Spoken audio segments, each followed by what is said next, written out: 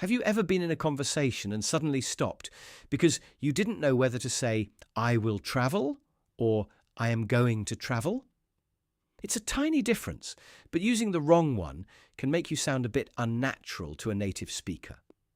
Today, we are going to break down the future battle between will and going to. I'm going to give you 3 simple rules that will make you choose the right one every single time, without even thinking about it. By the end of this 5-minute lesson, you'll be a pro. Let's dive in. The first and most important rule is the moment of decision. Think of it like a lightning bolt. Imagine you are sitting on your sofa with a friend, and suddenly the doorbell rings. You didn't plan for someone to visit, right? It's a sudden event. In this exact moment, you say, I'll get it, or I will open the door. We use will for these spontaneous decisions. These are things you decide to do right now, at the very second you are speaking. Another example, you are at a restaurant. You look at the menu for 2 seconds and you tell the waiter, I will have the grilled chicken, please. You didn't plan that chicken last night. You decided right now. On the other hand, we have going to. This is all about the premeditated plan. This means you already made the decision before you started speaking. If you have it written in your calendar, or you've already talked about it with someone, you must use going to. For example, if your friend asks, what are you doing this weekend? And you already bought tickets for a concert, you say, I am going to attend a concert on Saturday. Why? Because the plan was already there. It's not a surprise to you. Now, let's look at the second rule, which is predictions with evidence. This is a very cool trick to make your English sound more advanced. Imagine you are looking at the sky and it's covered in thick, dark, heavy clouds. You can see the rain is about to start. In this case, don't say, it will rain. Instead, say, it is going to rain. Why do we use going to here? Because there is physical evidence right in front of your eyes.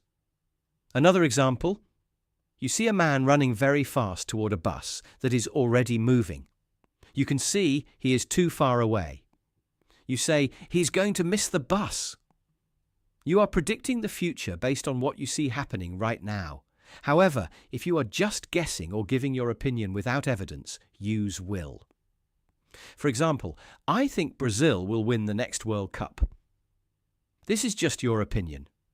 You don't have a crystal ball or evidence right now, so will is the perfect choice. Now let's talk about the third rule, promises and offers. This is where will shines.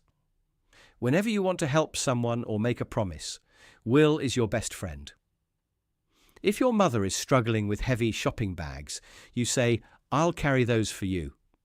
This is an offer. If you tell your friend, I will call you as soon as I arrive, that is a promise. In these social situations, using going to sounds very strange, so always remember, promises and offers equal will.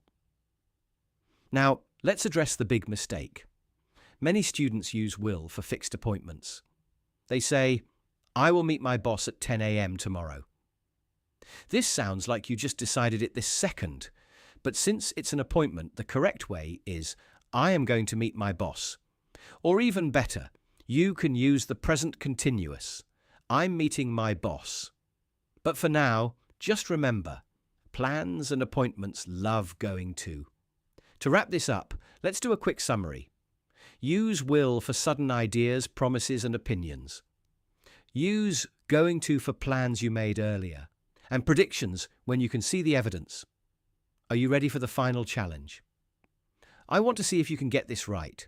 Imagine you're walking in the street and you see a car driving very dangerously, swerving left and right. There is a tree right in front of the car. Do you say, 1, the car will hit the tree? Or 2, the car is going to hit the tree? Think about the evidence rule we just talked about. Write your answer in the comments below, and I will be checking to see who mastered today's lesson. If you want to keep improving your English and master these tricky rules, make sure to hit that like button and subscribe to the channel. I post these deep dive lessons to help you reach the level of a native speaker. Thank you so much for watching, and I will see you in the next future lesson.